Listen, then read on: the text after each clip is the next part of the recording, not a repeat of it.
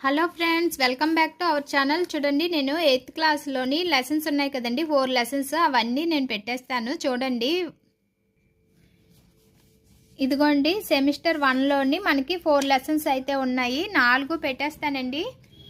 నా ఛానల్ని విజిట్ చేస్తే మీకు బయాలజీ మొత్తం పెడుతున్నాను.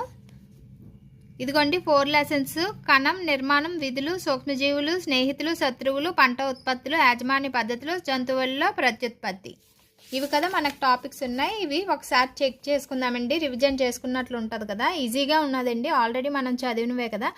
మన చుట్టూ ఉన్న వస్తువులన్నీ సజీవులని కానీ నిర్జీవులుగా కానీ అయి ఉంటాయని ఇప్పటికే మీరు నేర్చుకున్నారు.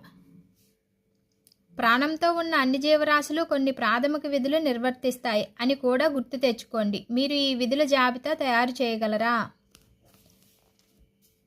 ప్రాథమిక విధులు నిర్వర్తిస్తాయి అని కూడా గుర్తు తెచ్చుకోండి.